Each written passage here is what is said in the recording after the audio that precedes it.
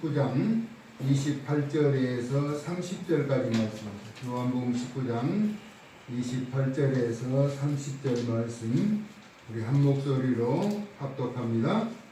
그 후에 예수께서 모든 일이 이미 이루어진 줄 아시고 성경을 응하게 하려 하사 이르시되 내가 목마르다 하시니 거기 신 포도주가 가득히 담긴 그릇이 있는지라. 사람들이 신 포도주를 적신 해면을 우슬처럼 메어 예수의 입에 대니 예수께서 신 포도주를 받으신 후에 이르시되 다 이루었다 하시고 머리를 숙이니 영원히 떠나가시니라. 아멘. 다 이루었다라는 제목으로 말씀을 나누고자 합니다. 이 세상에서 자기가 한 말을 다 책임지는 사람이 있을까요? 남자들이 결혼할 때 간혹 그런 얘기를 하죠. 내가 손에 물 한 방울 안 묻히고 살 수 있도록 해주겠다. 아멘. 물을 안 묻히고 살 수는 없겠죠. 그러나 고생시키지 않고 호강시켜 주시겠다라고 하는 그런 이야기죠. 그러나 살다 보면 마음과 뜻대로 되던가요? 고생시키지 않으려고 했는데 굳은 일, 험한 일 하면서 극복하면서 나아가게 되는 것이죠. 인생이 자기 생각하는 대로 사라지는 것은 아니라는 것을 살아보는 사람들은 차츰 알게 되는 것입니다. 처음에는 하늘의 별이라도 따다 주겠다고 호언장담하지만 별을 따는 일이 쉬운 것은 아니죠. 누구나 알죠. 아직까지 별을 따온 사람은 없기 때문에 별 따는 것은 어렵다지만 그가 원하는 것이라도 해주겠다는 그런 약속인 것이죠. 성경에 등장하는 인물 가운데 악행의 아이콘이라고 일컬어지는 헤롯이라는 사람은 나라의 절반이라도 주겠다고 하였지만 의로운 하나님의 사람 세례 요한을 죽이는 일로 마무리했죠. 마가복음 6장 21절 이하에 보니까 헤롯이 자기 생일에 대신들과 천부장들과 또 갈릴리의 귀인들로 더불어 잔치하고 있을 때죠. 그러니까 왕의 생일에 이제 잔치가 베풀어지는 가운데 헤로디아의 딸이 친히 들어와 춤을 추죠. 그래서 자신의 생일을 축하해주는 헤로디아의 딸이 많은 사람들과 함께 기쁘게 한지라 그 소녀에게 그렇게 이야기하죠. 무엇이든지 내가 원하는 것, 내가 구하는 것을 내가 주리라. 또 맹세하면서 내게 구하면 무엇이든지 구하면 내 나라의 절반이라도 주겠다라고 약속합니다. 맹세하며 약속했기 때문에 지켜야 하죠. 그런데 헤로디아인 자기 어머니에게 가서 무엇을 구할까 하니까 세례 요한의 머리를 수반에 담아달라. 세례 요한을 함부로 죽일 수 없는 것은 백성들이 다 선지자로 알고 있기 때문에, 그러나 지금 많은 귀인들 앞에서 맹세했기 때문에 이를 변개할 수가 없는 것이죠. 그래서 나라의 절반이라고 주겠다고 호언장담한 그는 하나님의 사람 목을 베는 대역을 저지르게 되는 것이죠. 에스더 5장 3절에 보니까 아하수에로 왕이 에스더에게 한 말입니다. 왕후 에스더여, 그의 소원이 무엇이며 요구가 무엇이냐? 나라의 절반이라도 주겠다라고 말했죠. 이때 하만의 계략으로 유대인들을 진멸하려고 한 그 사실을 사촌 오빠 모르드게를 통해서 알게 된 에스더는 이제 3일 동안 금식을 하고 죽으면 죽으리라고 왕 앞에 나가는 것입니다.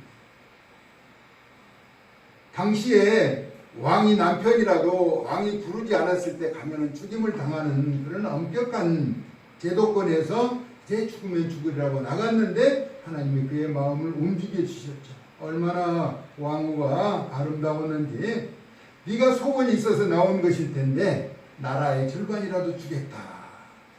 근데 왕이라도 나라의 절반을 줄 수가 있겠느냐고요. 그런데 그만큼 왕후가 원하는 것은 해주겠다. 그래서 우리가 에스더를 보면은 계속해서 잔치를 베풀면서 하만과 함께 이제 오도록 해서 결국 하만의 추악한 모습을 드러내서 모르드게를 죽이려고 했던 그 장대에 자신이 매달리게 되는 것이죠. 나라의 절반이라도 주겠다는 왕도 이처럼 시행하기가 어렵다라고 하는 것이죠. 말이라고 하는 것은.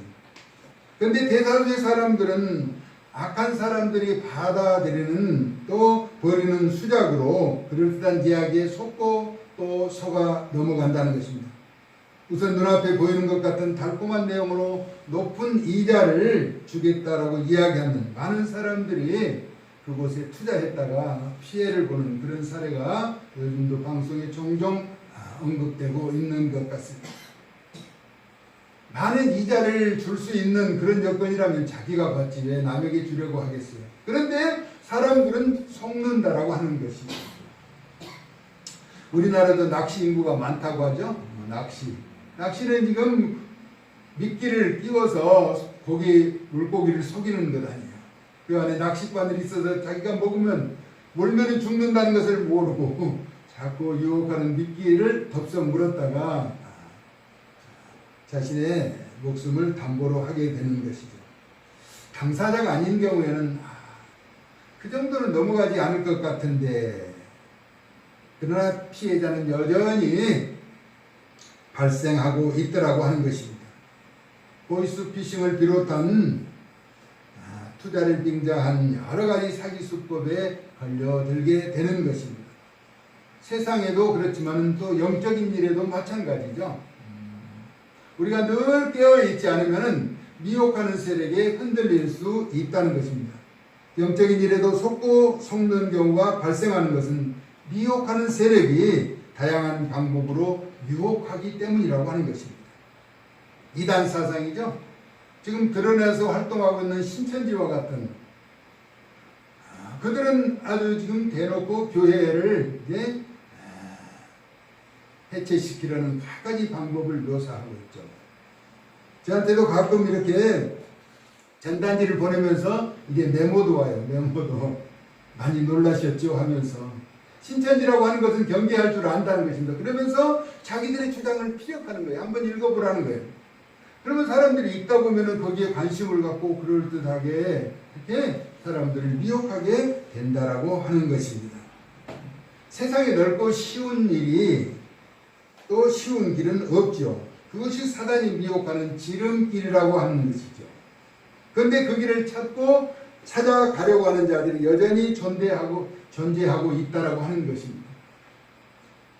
여러분, 잘생기고 돈이 아주 많고 마음이 아주 넉넉하고 착한 사람 여러분 찾을 수 있을까요? 찾으셨나요? 아주 잘생겼어요. 그냥 텔레비전에 나오는 탤런트 같이. 그리고 아주 돈도 많아요. 근데 마음씨도 너무나 착해. 배려하고 섬세하고 이해하고 다 나만을 이해해주는 사람. 그런 사람을 우리는 원하지만 찾기는 어려운 것이죠. 완전한 사람은 어렵습니다. 차라리 나 자신이 그런 사람이 되려고 노력해야 한다는 것입니다. 그래서 성경은 우리에게 좁은 길로 가라라고 말합니다. 좁은 길. 만약에 넓고도 큰 길을 가는 것이 쉽고 옳았다면 우리 예수님이 그렇게 하도록 허락하셨을 것이라는 것입니다. 그러나 예수님은 좁은 길, 십자가의 길을 택하셨습니다. 우리 예수님이 십자가에서 죽음을 당하신 일이 쉬운 일이었다면 그렇지 않으셨을 것입니다. 십자가상에서 지금 오늘 본문에 소개되는 내용 마지막에 다 이루었다라고 하는 것은 우리 예수님만이 하실 수 있는 이야기죠. 나의 하나님 어찌하여 나를 버리셨습니까? 라고 절규하셨죠. 인간으로서 가장 고통스러운 그 십자가에 매어 달리면서 남은 생애를 마감하실 때 엘리 라마 사박다니, 나의 하나님 어찌하여 나를 버리셨습니까? 라고 절규할 정도로 모진 고통의 그 좁은 길을 택하셨다라고 말한 것입니다. 십자가를 지는 그것이 죄를 이기는 유일한 방법이셨기에 거부하지 않으시고 택하신 것입니다. 사람들은 왕으로 오신 예수님을 십자가에 못 박으라고 소리쳤죠. 요한복음 1장 11절에서 12절은 그렇게 말합니다.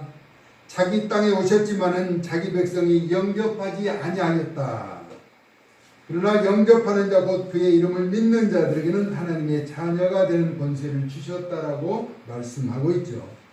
자기 백성이 외면당하시고 마지막 고통의 현장에서 남기신 말씀입니다. 다 이루었다. 이 한마디를 하시기 위해서 얼마나 모진 고통을 겪으셨냐는 것입니다. 오늘 우리가 읽었던 성경을 보니까 그 후에 예수께서 모든 일이 이미 이루어진 줄 아시고 성경을 응하게 하려 하사 이르시되 내가 목마르다 하시니라고 말합니다. 이는 시편 69편 21절에 포도주를 입에 대시는 광경이 소개되고 있죠. 목마를 때 초를 마시게 했다는 시편의 내용을 응하게 하기 위해서 그렇게 하신 것이죠. 한번 찾아볼까요? 우리가 시편 69편 21절입니다. 구약성경 852면에 있는 시편 69편 21절. 우리 예수님이 마지막 이 세상에서 입에 대셨던 것이죠. 십자가상에서 입에 대셨던 포도주 초를 마시게 하셨다는 성경의 말씀을 이루게 하기 위함이라는 것입니다. 시편 69편 21절 같이 한번 읽습니다. 시작. 그들이 쓸개를 나의 음식물로 주며 목마를 때는 초를 마시게 하였사오니. 이 말씀을 응하게 하셨다, 성취시켰다라고 말하는 것입니다. 그리고 다 이루었다 하시고 머리를 숙이니 영원히 떠나가셨다라고 오늘 성경은 말하고 있습니다. 세상은 죽으면 모든 것이 끝이라고 하지만 믿음의 길에서는 죽음이라고 하는 것은 다시 새롭게 시작하는 출발점이라고 하는 것입니다. 왜냐하면 부활이 기다리고 있기 때문입니다. 부활을 통하여 영생의 길이 열리는 것이죠. 우리 예수님이 다시 오시겠다고 약속하신 그날을 우리는 기다리면서 살아야 한다는 것입니다. 다 이루었다라고 하는 것은 우리 예수님만이 하실 수 있는 일이에요. 언약의 성취를 다 이루셨다는 것입니다. 그래서 이제 죽음의 권세를 이기시고 부활하셨으며 다시 오시겠다고 약속하고 계시죠. 우리는 부활의 주님, 재림의 주를 기다리면서 이 패역한 세상을 믿음으로 살아가게 되는 것입니다.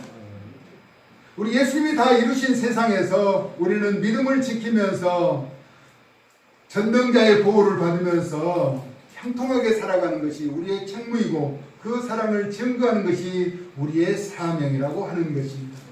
우리에게 부여하신 그 귀한 사명 잘 감당하는 하나님의 사람들 되어질 수 있기를 사랑 많으신 예수님의 거룩하신 이름으로 축복합니다. 아멘.